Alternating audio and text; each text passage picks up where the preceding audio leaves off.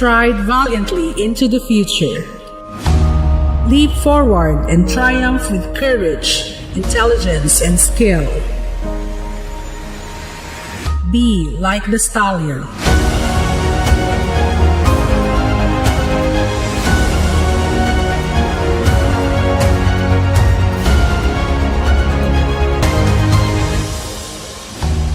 Excellence, innovation, responsiveness.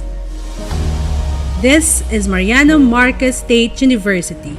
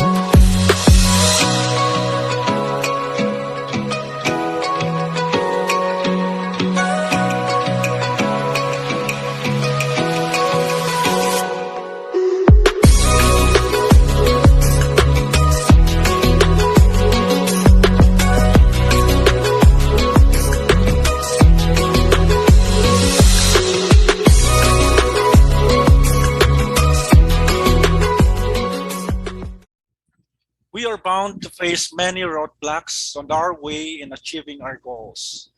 Hello, scholars. Hello, young leaders. I am Randy, your host tonight here at USAPang Scholar, or known as Scholar Talk, with the theme USAPang Scholar, Karanasan at Pagsubok ng mga scholar at leader estudyante ngayong gabi sa ganap na alas 7 ng hanggabi. We are very fortunate tonight because we have our guests who are scholars from different universities and winners in the recently concluded National Young Leaders Congress. It is my pleasure to introduce our first guest, Mr. J.V. Cabanyero. Mayang gabi sa tanan. I am J.V. Tubo Cabanyero from again Bohol Northern Star College in Bohol, of course. I am currently studying Bachelor of Science in Secondary Education, major in Mathematics. I am now on my 4th year level and the current SSC spokesperson and been in Supreme Student Council for almost 3 years. Right, thank you, Mr. JV.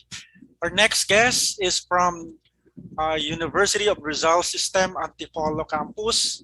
Let us welcome Mr. Janelle Garcia. Hello, good evening to everyone. My name is Janelle Garcia, a fourth-year college student at the University of Rizal System Antipolo Campus, currently taking up a Bachelor of Science in Business Administration, major in Human Resource Management.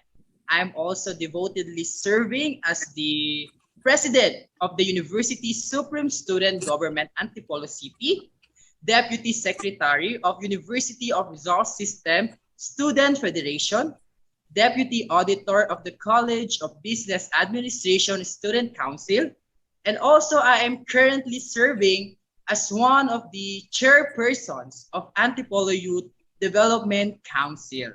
I've also been on a consistent Dean's List or Dean's Lister from 2018 up to the present. That's it po, sir. Thank you. Wow, amazing. Thank you, Mr. Garcia. Our next guest is from Mariano Marcos State University, all the way from Ilocos Norte, Miss Frances Jeline Wandasan. Hello, naimbag nga rabii kanya tayo amin. Siya ni Frances Jaling Wandasan ken mabalindak nga awagen ti Jel. So I am 21 years old, a fourth-year chemical engineering student at the Mariano Marcos State University, and hopefully I will be graduating this school year safe and sound. So I am actually the outgoing president of the student organization of chemical engineering in our university, and at the same time, I am praying that I will be elected as a representative of the College of Engineering Student Council for this school year. Okay, thank you. And naimbag nga rabii kanyayo, Miss Frances. And of course, our last but not the least, our guest from Far Eastern University, Manila. Let's welcome Miss Dana Danielle Uganiza. Good evening, everyone. Magandang gabi. Greetings of fortitude, excellence, and uprightness. I am Dana Daniel F. Uganiza, a fourth-year Bachelor of Science in Accountancy student at Far Eastern University, Manila. I have been recognized as an academic scholar, a consistent Dean's Lister, and a Ramon S. Ang Scholarship Grantee. So, other than my academic aspect, I also have a high value for exhibiting involvement through leadership and camaraderie. Hence, I engage myself in organizations that allow me to grow not only as a student, but also as a leader and an individual. Currently, I am serving the student community as the Vice President for Internal Auditing of FEU Scholar Society, an organization that seeks to develop globally competitive, informed decision makers, and upright community leaders. That would be all. Thank you. Thank you to all our guests. You know, I am very much impressed with all of your introduction, because aside from a student, you are also student leaders and you are also a scholar. So meaning to say, you are very exemplary in your performance in your own university and in your course of specialization. So tonight we will be discovering your challenges, your successes in life as a student, as a scholar, as a student leader, of course. So let's begin with the first question. Okay. Being a scholar or being a student leader, what are the academic achievements do you hope to accomplish by the time you graduate? Let's begin with Mr. JV. So being a scholar and a student leader, what would you be? Maybe 10 to 5 or 10 to 15 years from now? Aside from being a school leader, sir, my profession in teaching education will be requiring in demonstration about for having a point to be added from like certificates, national level, regional levels, and like this, a national level one, and hopefully there will be an international level certificate that will be added to our points soon. One of my dreams, sir, and I am praying and now praying for licensure examination, as well as to be a special merit awardee, since I am a transferee student from my school, so I cannot assure myself to have the laude, but instead a special merit. And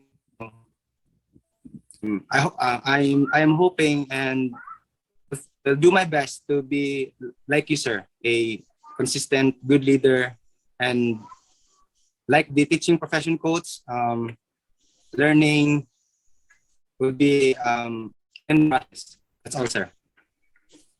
Okay, thank you, JB. How about Mr. Janelle Garcia? What would you be 5 to 10 years from now? Or what achievement would you like to achieve by the time you graduate? Actually, thank you for that question po, ano, sir. So as of now, no, one of my greatest hope no, to accomplish, of course, no, by the time I finish my graduate, is to be awarded first, no, cum laude and obtain a leadership excellent awards. If God's will, then siguro po, no, mga ilang years na makakalipas, I'm planning to pursue master's degree and a doctorate degree. Then I'm planning to inspire more students because I'm planning to pursue education here in URS because I see the importance din po talaga, especially during this pandemic. I see students no na talagang kailangan nila ng encouragement, not just galing sa parents nila but also sa teachers no, who is very eager and willing to take part dun sa character development ng isang estudyante. That's what I'm looking forward siguro sa mga 5 years to 10 years from now. And of course, no, I cannot predict din naman po kung ano yung magiging. I just let God finish what He started in my life. I let Him not to conquer my life. Then that's it po, sir. Okay, thank you, Janelle. And next is Frances Wandasan.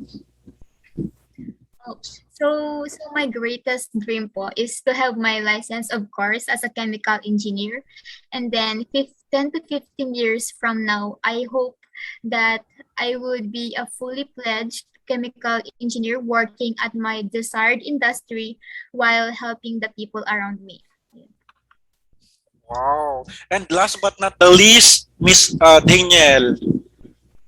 Yes, hello, sir. Thank you for that question. But as of the moment, I am very happy with what I have. So I am a scholar, a Dean's Lister, and I believe I am also running for the university's Latin honor. So the only thing that I could pray for is the consistency of my performance.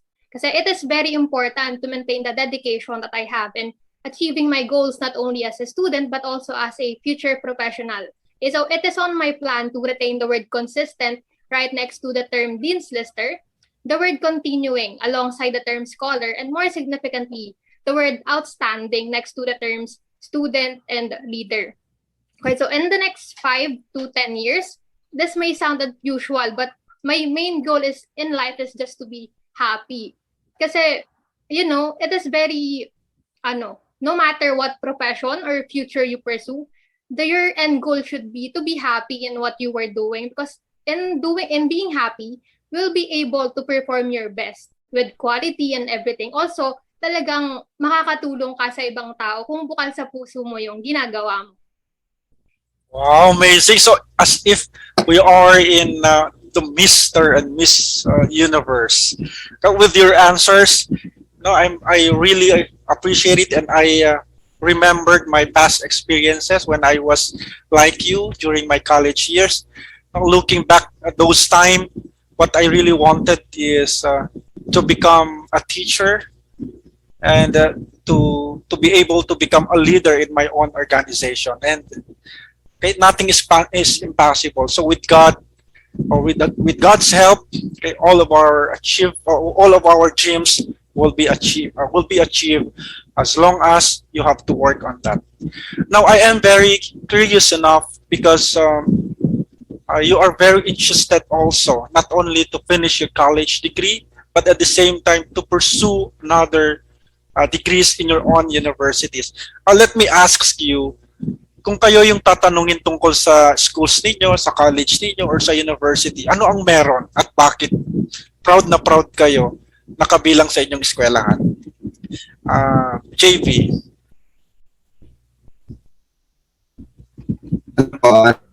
Compared to my fellow scholars, sa school ko po yung pinakamaliit at in terms of population and in size, of course.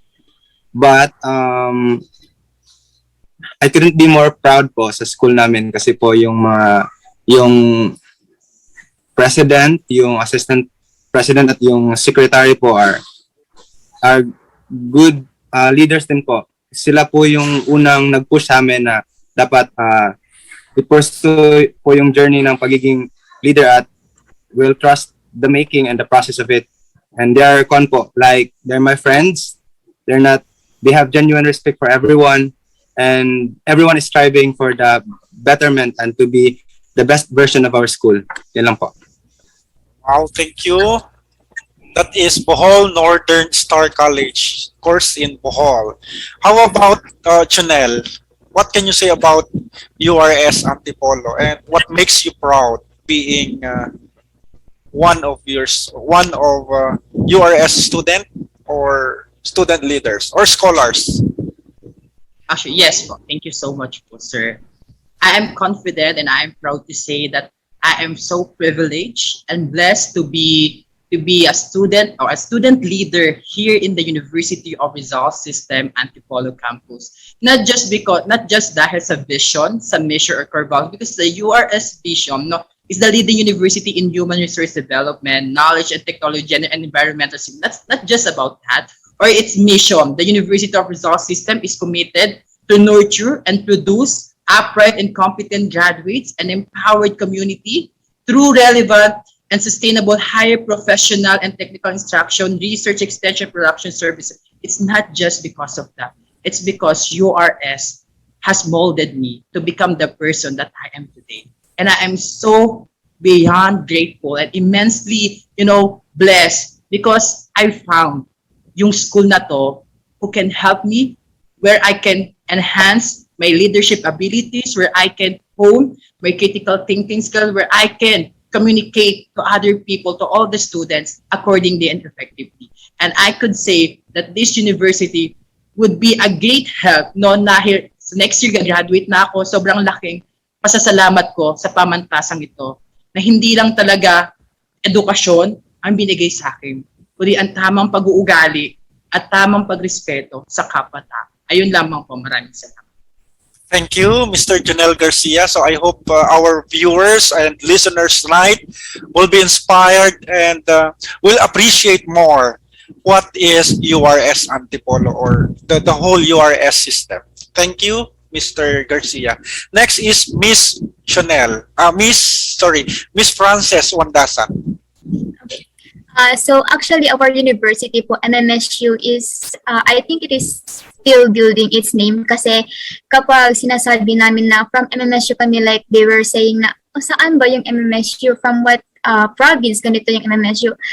And although ganun po yung situation, I think our university still have the students, staffs, and faculty who are very excellent, innovative, and very compassionate, not just inside the university, but also outside the university. So that's why I'm very grateful for being here po sa MMSU. Okay, thank you, Frances. And of course, last, alam na namin sa FEU. Anyway, let's give a chance to Miss Danielle Garcia. Yes, thank you. So I would like to have the chance to be proud of my university. So I am a very proud Tamaraw. I'm a Tamaraw student, a scholar, and a leader. What I'm proud of FEU is that it doesn't create a competitive environment. It more than competition, it creates a training ground for students. It creates a ground or an avenue for improvement. Diba? Kasi usually yung mga tao when it comes to universities or schools, parang ang tingin nila sa isa't isa, they are competitors. However, in FEU, they make sure na itong mga kasama mo ditong tao, sila yung mga kasama mo mag-grow. Hindi tayo maghihilahan pababa. Maghihilahan tayo pataas. Sabay-sabay tayong aangat. And specific to my program, ang FEU po kasi it is the first accounting institution dito sa buong Pilipinas. So sila yung unang nagtatag ng accounting education dito. So Bachelor of Science in Accountancy is my course. So I'm very parang convinced na talagang quality yung mabibigay sa akin na education ng university. Tapos gusto ko lang sana na bigyan ng linaw na yung sinasabi kasi ng mga tao na sa FEU, madali lang pumasok dyan. Pero sa totoo lang, paring madaling pumasok, pero ito yung university na mahihirapan kang lumabas. Kasi talagang hindi ka nila papalabasin dito na hindi ka nag-grow, na wala kang natutunan. So, again, this is a university that encourages students to improve, to obtain higher degrees of competency. Thank you. That would be all. Yes, that's right, Miss Daniel. You know, I am also one of the living testaments of what you have shared to us, because I am one of the Tamaros. Yeah, and at the same time, I have been teaching in Far Eastern University, of course, not in Institute of Business, but in the Institute of Technology. So I've been connected with FEU, and I experience what you have shared. I'd like also to give my comment and suggestion to Miss Frances a while ago with MMSU. Well, MMSU is known not only in Ilocos province, but being also the level 4 in the Pakukowa level.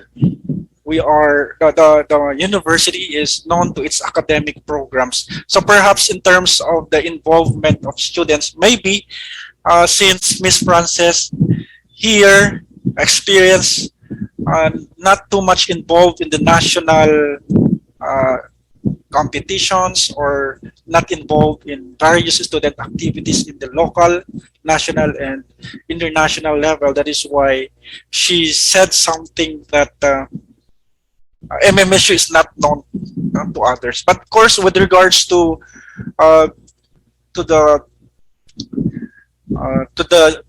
with regards to the achievements of the university, well, I can say that it's really the center of excellence in education, and it's a top-notcher in various board examinations. So same also with other universities, URS Antipolo also being the top-notcher in various board examinations, and same of course with Far Eastern University.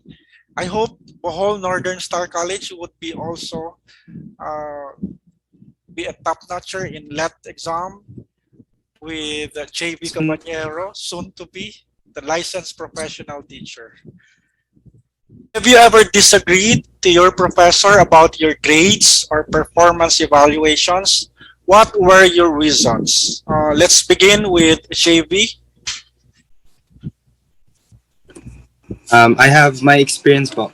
To be honest, I don't care if makakita yung teacher ko nito o hindi.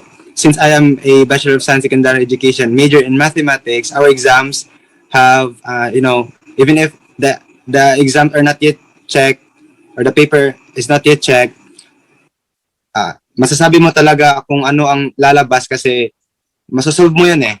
Yan ang mathematics eh. Alam ko, maiintindihan nyo lang kasi ganyan lang ang mathematics. Tapos, sa rating scale namin, sa grade namin sa school, at corresponding to our scores, meron na kaming personal na idea or estimation about sa grade namin. However, nangyari yung second semester namin na yun ang first time na nag-online class kami since the pandemic has started. Yung nakita namin yung final grades, that was too low from our expectation. Meaning marami kami. And since I am not to brag, the top one in mathematics department, na-sad talaga ako. Buti na lang hindi umabot sa cut-off na in-aim kong score at grade kasi pag nangyari yon parang iba na din. Kaya hindi ko na lang nireklamo sa aming department head at saka sa school. Sa akin na lang din po. Yun lang po. Okay, thank you, JV. And what did you do? Ay, wala po akong ginawa po. I just motivated my friends, my co-classmates and colleagues na pagbutihan na lang ang pag-aaral because ang importante naman sa pag-aaral ko yung learning ko eh. Minsan totoo din po yung grade are just numbers at yung learning naman po is nasa naman din po yun eh. Yun na po. Okay, yeah, I can also relate to what JV is saying, but again, I have realized that there are components in giving grades. So as a teacher or as a professor, we do not rely on one score or one quiz, but of course, there are many forms of assessments wherein grades can be able to derive or to be derived.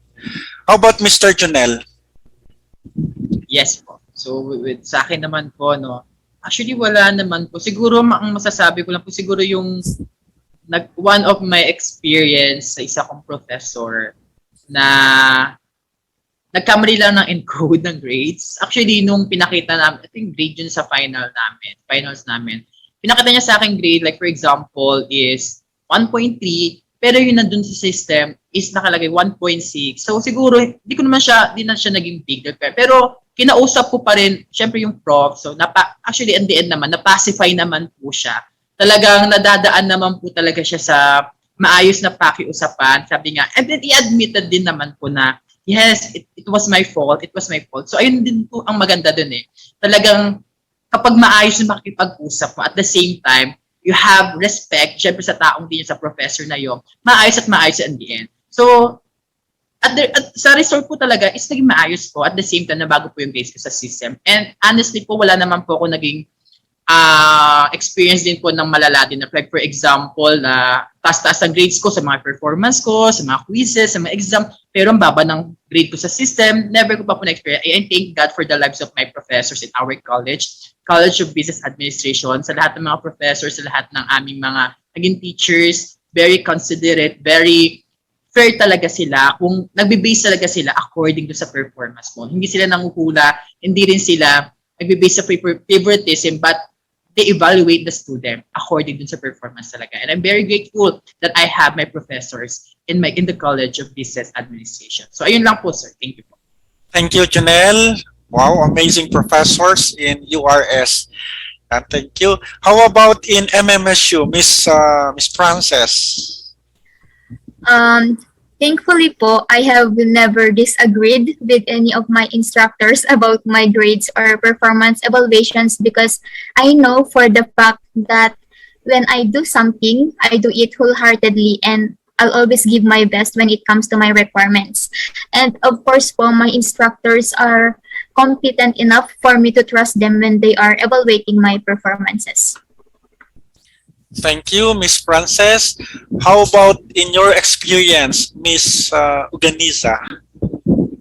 In my case naman po kasi, I am the type of student whom others may call the grade conscious daw. So, I make sure to have one-on-one consultations with my professors regarding my academic performance. Syempre, I have to know kung kamusta na ba yung progress ko.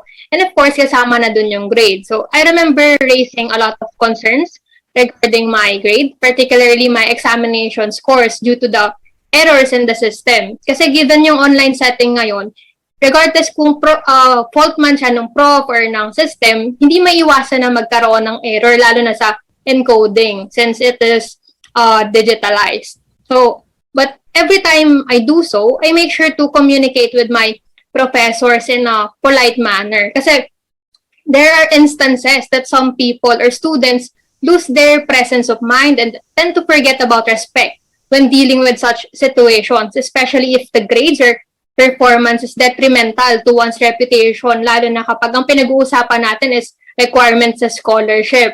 Okay, so madami pong nagtatalo or nag-aaway sa ganyan. So in my case, I really make sure that the email or message that I am sending or writing will not in any way make the concerned individual or professor feel disrespected. Again, regardless po kung sino yung may mali, it is important na we handle things in a professional manner. Yan po. Thank you. Thank you, Miss Danielle. Okay, ang medyo ano lang ako, no? At saka sa mga viewers natin kasi lahat kayo mga scholars. Can you share also your setbacks or yung mga challenges ninyo sa pag-aaral lalong-lalo na sa online? Hindi ba ninyo naisip na dapat wala lang online class, face-to-face na lang? So since we are still on this situation, ano po yung mga mga challenges ninyo being a student and a scholar, especially during these online classes? JV. Thank you po.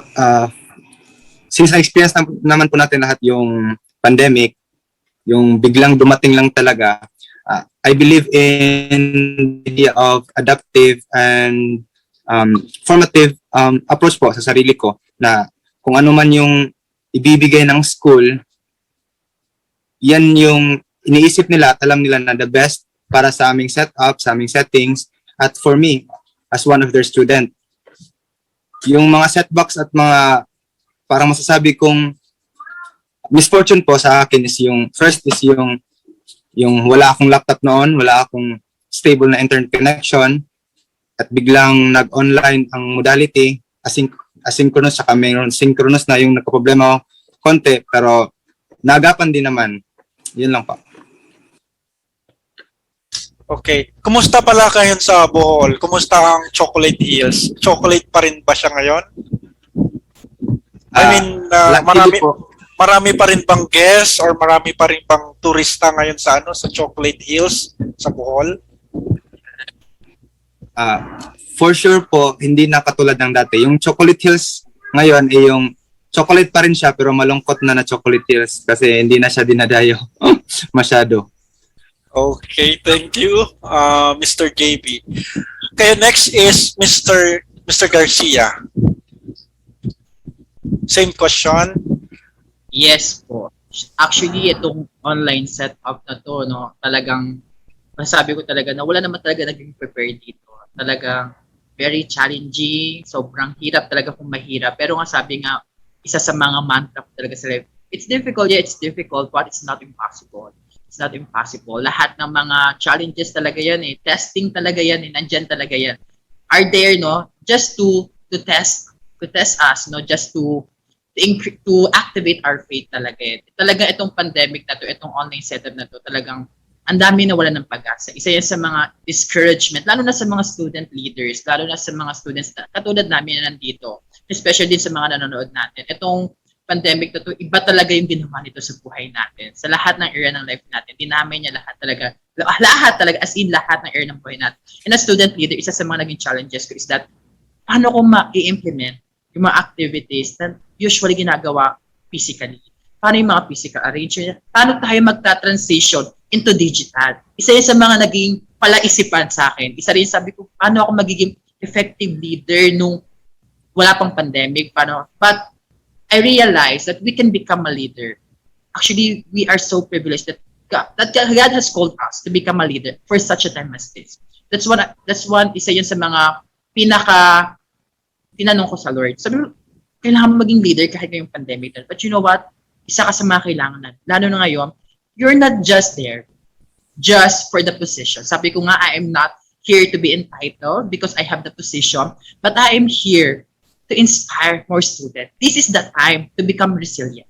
This is the time to become an agile leader. Isa yun sa mga talagang nag-strike sa akin nung National Young Leaders, mga nakaraang linggo, no? Saying we have to be resilient. That's a very relevant topic. And it made me realize that we are called not just to live for ourselves, not just to lead for the sake of leading, but we are here to lead for the sake of other people. Many students are hopeless right now. Many students are discouraged, right, because of what's happening around us. And I could say, now we are so blessed that we are all in this together, that we are in this setup. Because yung purpose talaga natin, yung true calling natin as a leader dapat nagiging mas malinaw, mas nagiging effective tayo during this pandemic. Yung leadership traits natin na meron tayo before, dapat mas lumalala, mas nakikita yung katas. Kasi sabi ko nga, itong pandemic na to, talagang lumabas kung sino ba talaga yung mga totoong leader. Lumabas yung totoong traits ng mga totoong leader. Kasi ang dami mga leader na backslide, mga tawag, kailangan pa ba ako nandiyo? Am I supposed to be here? Am I supposed to be? Ang dami ko na ang problemahin ko pa ibang tao. You know what? Ayun talaga yung heart ng isang leader. Kailangan unahin mo muna yung ibang tao bago sa sarili. Wala nga akong panood, sila papaloadan ko. Paano ako? Wala nga akong pang-load dito sa subject na ito. Wala nga kami internet connection, sila papaloadan ko. Doon talaga nakita yung puso ng pag-iisip. And syempre, bilang estudyante, napakalaking problema. Not just a problem, but sobrang laking pagsubok na sa atin. And sabi ko nga, wala namang pagsubok na hindi natin nalalabas. Lahat yan, dadaan lang. Dadaan lang. Huwag mo lang hayaan na pagtambayin dyan sa buhay. This will shout to us. We just have, to take step of faith, to take step of obedience, because everything happens for a reason. We just need to allow God to take control everything and let His plan, and let His role talagay makita sa atin. And let God finish what He has started, because He's a greater purpose for everything. So yan lang po. Thank you so much. Thank you, Janelle, for that very inspiring remarks. No, di ko alam kung ito ay pang opening remarks or pang closing remarks, but of course, we really appreciate you for that message. I'm sure there are a lot of viewers, our student leaders and scholars who are inspired enough with your message. Okay, next is Miss Frances. So actually po, itong pandemic, like parang pinatigil niya yung buhay namin. First of all, as a student, since I am an engineering student po, like during our face-to-face classes, ang hirap na pong i-understand yung mga lessons namin kasi ang daming kailangan namin i-solve, ganun po. And during the online classes, mas nahirapan po kami kasi like ito lang pong screen yung tinitignan namin. Like wala na po yung mga traditional na blackboard, ganun po. And so we really struggled up until now. And hindi lang po kaming mga students, but also of course our faculties. And I really appreciate them kasi they really did their best in transitioning from traditional materials to this new normal things, ganun po. So, second, as a student leader, honestly po, hindi po namin alam noon kung paano namin i-conduct yung mga activities namin. But we managed to learn for this new normal po, ganun. Ayun lang po. Okay, thank you, Miss Frances. And then, last but not the least, Miss Danielle. Yes, hello. I believe naman po na we can all agree that one of the major setbacks siguro for a student is to see herself or himself na nawawalan siya ng interest sa mga bagay na mahal niya, sa mga gusto niya. Lalo na if, for example, in my case, I am an accountancy student. Pero nung nagka-pandemic, parang, wait lang, parang gusto ko pa ba to? Is this really what I want? Diba? There are times na talagang mapapaisip ka na, ano naman kung makagraduate ako na accountancy student? May nagtatrabaho ba na naghihintay para sa akin dito? Given na yung mga profession na talagang ideal ngayon is the medicine, yung mga kailangan, yung mga essential. So, it is really a major setback for me to lose motivation and interest na sa talagang bagay na mahal ko. However, siguro naging malaking tulong sa akin na nandyan si God. Kasi, ang lagi ko pong pinapaalala sa akin is parang, hindi ka naman niya dadalhin sa isang lugar o sa isang bagay na hindi para sa'yo, na wala kang mapapala, na hindi ka niya bibigyan ng direksyon o ng leksyon. Kaya sabi ko, nandito ako kasi may purpose. Okay? Hindi naman niya ako dadalhin dito na wala lang, trip niya lang. 'Di ba? So we have to understand na everything happens talaga for a reason. And the only thing that we have to do is to trust Him and do our part in creating or in reaching our destination. So again, to my fellow student scholars or hindi man kayo scholar, pero aspiring na wag lang kayong sumuko and maniwala kayo sa sarili nyo na kaya nyo yan hanggat buhay kayo. Kasi yun yung lagi ko sinasabi sa sarili ko, especially when I'm having breakdowns. May kita nyo ako minsan, I'm actually in tears kapag ganon. Sabihin ko, buhay pa ako. So, anong ibig ko sabihin doon? Buhay pa ako, meron pa akong pwedeng magawa, I can redirect everything. I can still do anything para maayos ko yung academics ko, yung responsibilities ko as a leader. Yun po. Thank you. Thank you, Miss Daniel. No, actually, you're right when you're saying that nandyan na kasi eh. If we're going to stop or if we're going to lose hope, okay, and this is already the situation, look in the future, maybe after 2 or 3 or even 10 years, what if the pandemic still continues and you haven't finished your education or your degree? So, mas lalong worse ang problema. So, you're right when saying that there is always a solution to whatever problems you have. And you are also correct in sa sinabi mo na always trust God because everything will be given a solution. So thank you. Another question, siguro ito na yung pinaka-last, but of course, no, follow-up lang to. Last na follow-up question kasi puro follow-up na nasimulan na kasi natin. Okay, so siguro Tagalog ang katanungan. Kasi busy-busy na kayo sa academics, busy-busy na rin kayo sa pagiging leader. Bakit kayo sumali sa National Young Leaders Congress at bakit din kayo sumali sa event? Mayroon po ba kayong mga rason kung bakit kayo sumali at kung meron man, ano po yun at ano yung mga natutunan ninyo na nais ninyong ibahagi sa inyong mga kapwa leader, estudyante at kapwa scholar? Simulan po natin uli sa Bohol Northern Star College. Thank you po. Since nasabi na po namin lahat na about sa aming academic performances at given na yung setup na online modality na yung klase, yung nalaman ko po na nagbukas naman ulit yung NYLC, parang may napukaw sa akin na eagerness po na meron palang iba pang paraan na magiging leader. At naging masaya po ako. I'm so very excited. At saka in-invite ko din po yung mga kasamahan ko sa aming organization at yung ibang organization sa school. At luckily, may mga nakasama din po ako. At isa po yun sa mga rason na nag-motivate sa akin na magpatuloy po.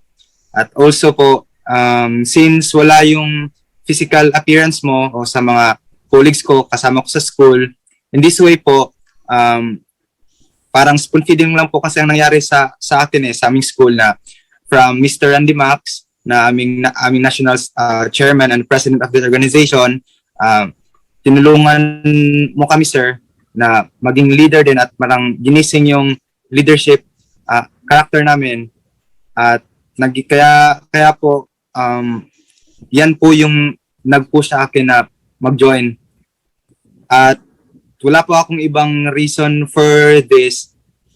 Maybe kung papalarin po sa leadership awardee, pero parang bonus na lang po yun. Yan lang po. Thank you. Okay, thank you, JV.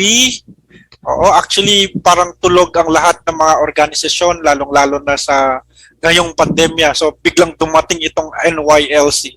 Ano ba ito? Ano ba ito? So, sa dami-dami ng sumali or gustong sumali, tayo po ay nagkaroon ng simple screening para at least ma-maximize yung number of students or number of participants. Okay po, how about Janelle? Yes po. So first of all, una-una po talaga sa lahat, I was so blessed. I'm so privileged to be one of the delegates po talaga ng itong national event. I joined this national event not just, simply to acquire new knowledge, but also not to be challenged, na ma-empower pa yung sarili ko, na may mahon pa yung critical thinking skills ko, yung communication skills ko, and of course, to foster teamwork while recognizing the value of ethical competition and individual achievement. And I could say na joining this kind of event or this national congress makes me, more confident in my leadership abilities, and I am more willing talaga po to take charge in future situations. And I consider my experience in this kind of event as one of the, what do you call this, climaxes or the pinnacle of my leadership journey, because it taught me how to value every opportunity that might knock at my door to strengthen my capabilities and mold my character, of course, as a leader. And I could say talaga po that the two-day fruitful Congress, the National Young Leaders event, no, made me realize that I'm not, entitled sa position, but called to be qualified in serving the student. And this event talaga, mas pinalinaw niya sa akin.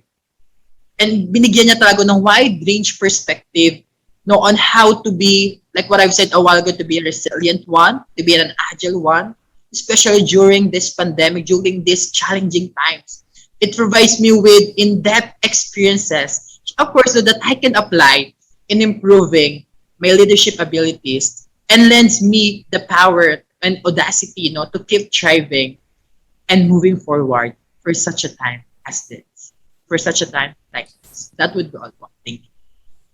Okay, thank you, Mr. Garcia. But I'd like to ask, kasi nung time natin sa NYLC, not only the participants or the delegates were amazed of how you have gathered support from your fellow students, fellow student leaders, and fellow scholars. Paano mo sila na-encourage na supportahan ka bilang People's Choice Award? actually, isa yan sa mga pinagtaka ko rin. Actually, I would like to appreciate, of course, my co-leaders, my co-students in the University of Rizal system for supporting mo all throughout this. Of course, yung mga churchmate ko din, Bless the City Church. So, sobrang supportive sila. And talagang baka kahit sa People Choice Award na hindi na makapasok sa first, second, gano'n. And I'm so blessed kasi nagulat din ako na hindi ko naman din in-expect na, may mga nag-like, may mga nag-subscribe dito. Sabi ko, talagang, okay. Talagang nagulat ako, may paganto pala, may mga incentives talaga. And I'm so blessed with the lives of those people talaga na talagang kapag ikaw ang may kailangan, nandyan sila. And talagang yung simpleng pag-like, pag-mention, sabi nagulat ako, lalo na sa mga ang daming minensyo. Sabi ko, hindi ko naman talaga ginugol na makuha. For for fun and for, of course, it adds value din talaga sa'yo as a leader. And yung talagang na-receive, nakita ko yung talagang, ang daming likes, ang daming talagang sabi ko, thank you God, thank you Lord for this opportunity. Siguro na talaga may purpose kung bakit. And of course, talaga kung hindi ko nakuha yung award na yun, I will not be here. Hindi ko mamimit tong mga winners natin. I will not have this opportunity, to have this fellowship, to have this kind of discussion with you, sir.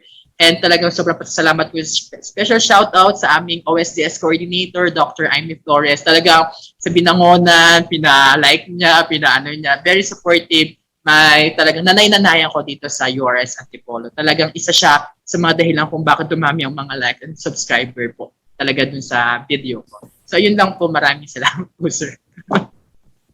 Okay, uli, thank you, Mr. Garcia. And hindi lang isang contest or hindi lang isang category siya na napili bilang People's Choice Awardee, kundi dalawang contest. So ganyan po kamahal ng mga supporters si Mr. Janelle Garcia. Thank you, Janelle. Okay, how about Frances? So basically po, I joined the event, the National Young Leaders Congress, because aside from the fact that this will further improve my leadership and communication skills, but also with this event, I met student leaders and scholars from a diverse community, but are willing to lead their own nation with the same burning passion. And even though we are diverse from each other, we still have the same common ground, and I think that's the most beautiful part of it. So with this event po, I learned that failure is a step in the knowledge staircase, and I myself can attest to that because as a student leader, nobody's perfect. Ako po, hindi rin ako perfect na leader. But during the Congress, the speakers taught us how to be resilient whatever adversity that lies ahead. So we can adapt or be flexible just for us to carry the responsibilities and give our members what they deserve. But of course po, aside from caring the students or our members, we must also give care towards the national issues and concerns because this will affect our lives as students. Thus, the quote that was engraved in my mind during the two-day activity, which is, we, the student leaders, are the hope of the country. So that's what I've learned during the Congress po, to be an accountable and a just leader. Ayun lang po. Yeah, that's correct. And reading the evaluation of most of the participants, they have shared that they have not learned only from the event, but of course they have learned so much from the participants who have shared their comments using Facebook. And aside from that, they became alive because instead of having 1,000 friends, it became more than that. So they were connected or reconnected, or at the same time having this what we call strong partnership and linkages that can be able to utilize in the conduct of their event. So I'm very happy as part of the organizer or as one of the organizers. Okay, Miss Daniel. Right? Hello. So during the month of July, I was actually one of the newly elected officers of our organization. And in the same month, we received a letter of invitation for the event National Leadership Training Workshop. Okay, so that was the recently held National Young Leaders Congress. So I was selected as one of the representatives of our organization, of our university. And I must say that I am beyond grateful because just by seeing the theme of the event, which is embracing adversity and empowering leadership and resiliency, I know too well that I will learn a lot from the engagement. Okay, so true enough, as the speakers continued to share their knowledge with the participants, I was able to strengthen my commitment to greatness and excellence by reminding myself na hindi lang dapat ako maging kampante sa kung anong meron ako ngayon. Dapat mag-improve pa ako. I have to persist in achieving greater competencies through educational excellence and leadership experience na siyang alam ko objective ng USAP, diba? Which is to promote transformational leadership and academic excellence. So overall, the event was really of great help para ma-improve ko pa yung leadership experience ko. Hindi lang basta internal sa FEU, kundi sa labas din, externally in terms of the National Young Leaders Congress. That would be all. Thank you.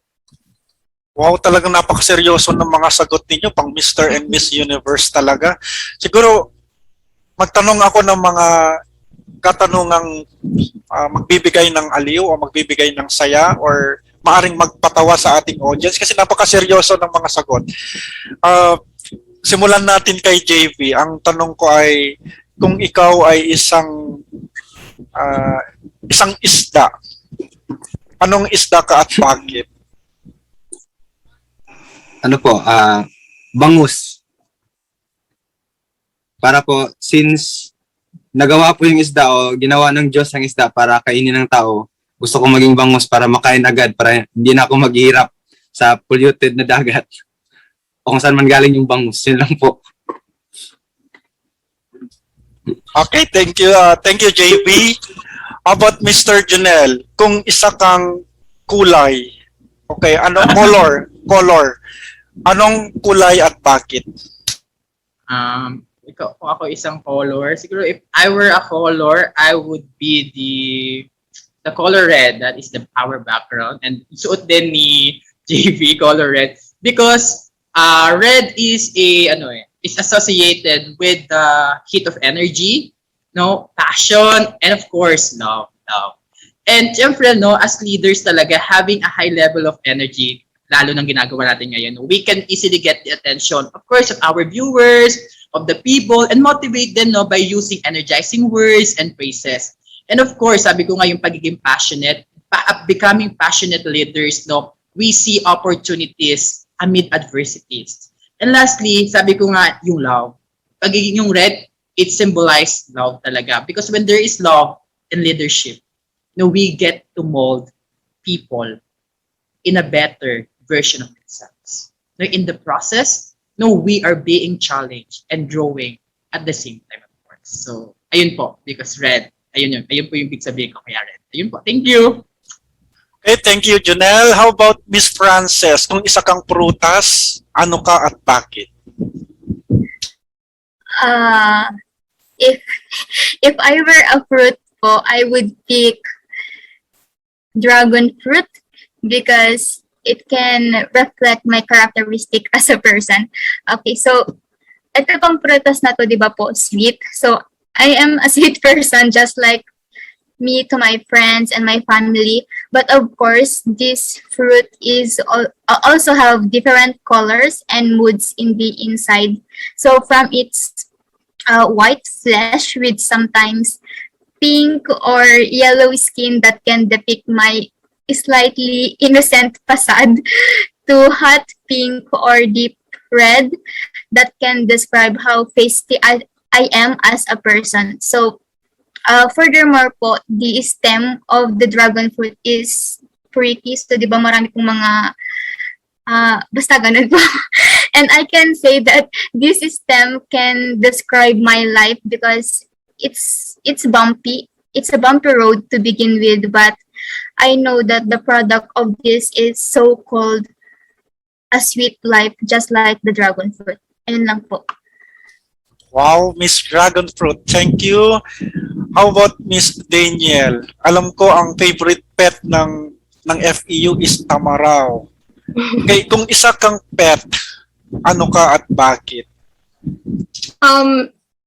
Di ko sure kung pinipet na ngayon ng butterfly, but kasi meron po akong mga napuntahan na garden na talagang naalagaan po nila yung mga butterfly doon and sobrang ganda po siyang tignan. And like the butterfly, hindi ko naman gustong maging butterfly hindi dahil lang sa kanyang appearance, dahil sa kanyang kagandahan, but because its process of finally spreading its wings and being able to fly. Kasi alam naman natin ang butterfly, hindi naman siya agad butterfly, di ba? It starts as an egg, a caterpillar, and consequently, magiging butterfly na siya kinalaunan. So, like those butterflies, humans also undergo a process called self-development to which we improve ourselves and work on achieving our objectives. And to me, para sa akin, that process is something that is really beautiful kasi ito yung pagkakataon natin na i-improve yung mga sarili natin, na ito yung panahon na nagiging better version tayo ng ating mga sarili.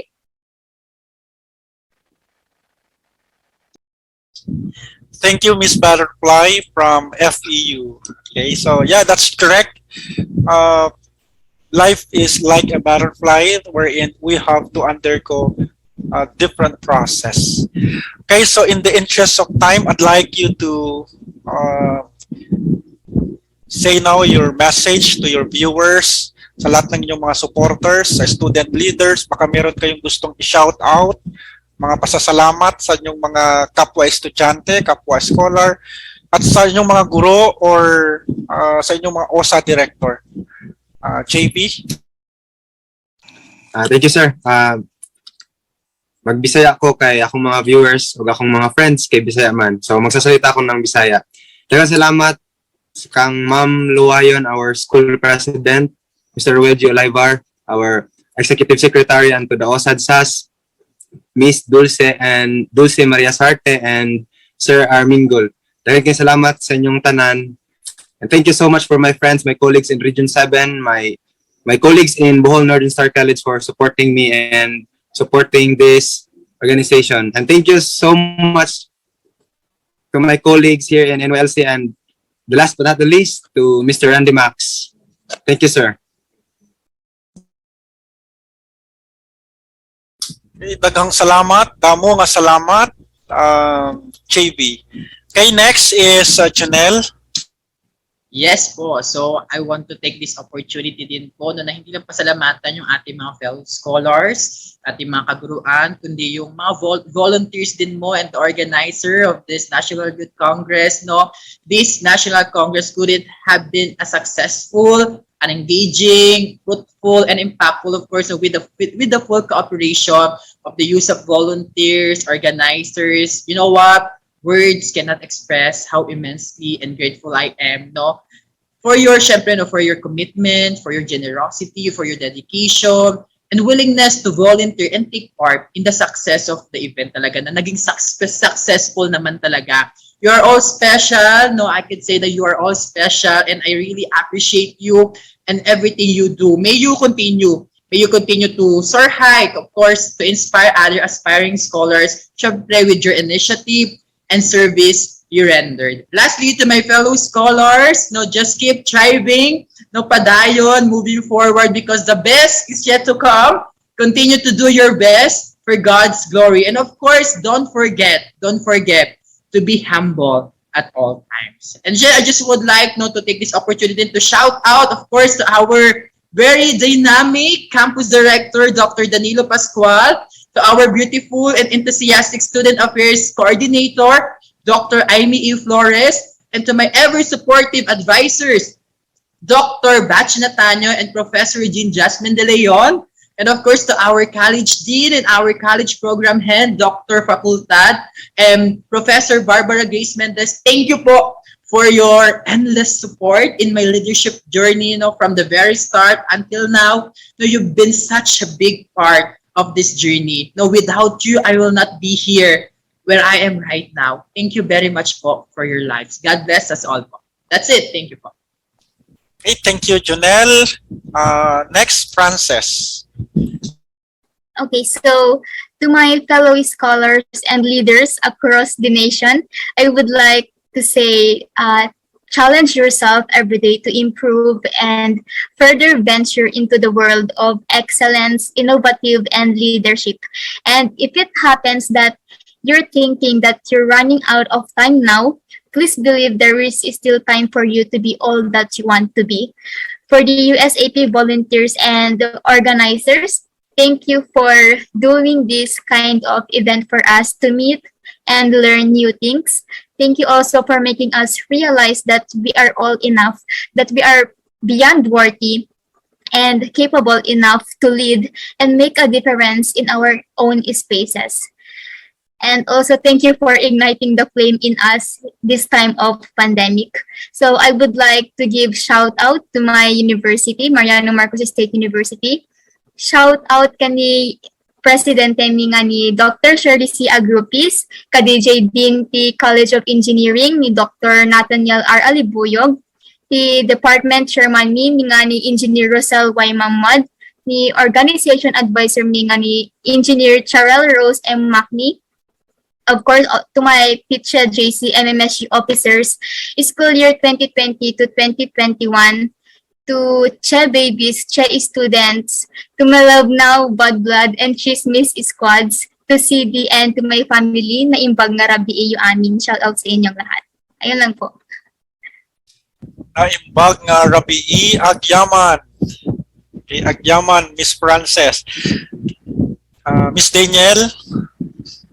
So before anything else, I would like to give emphasis that being a leader and a scholar is not just about the title and recognition that we receive. It is having a greater responsibility and the community, given our skills, our competency. So let us make it our responsibility and liability to produce a conducive environment to the country's aspiring scholars and leaders through promoting transformational leadership and academic excellence. So our footprints shall lead our successors to pursue honorable objectives, not only for themselves, but for the society as a whole.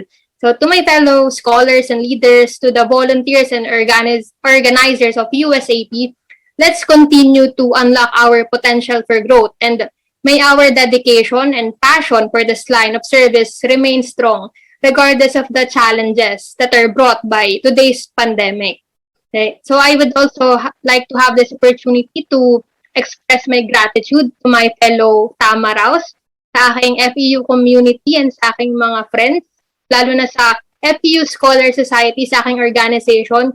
Without you guys, I will not be here. I will not be experiencing this very beautiful and educational event. Thank you.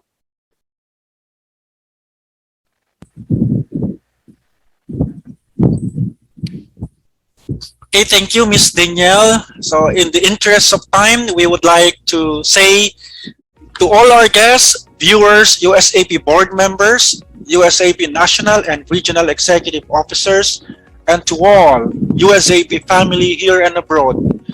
Once again, thank you, thank you, thank you. I am Randy Max Bulakit, leaves you an advice to think globally, act locally, and lead wisely. Dito sa Iskolar TV, Tara! Usap! Tayo. thank you so much and bye-bye.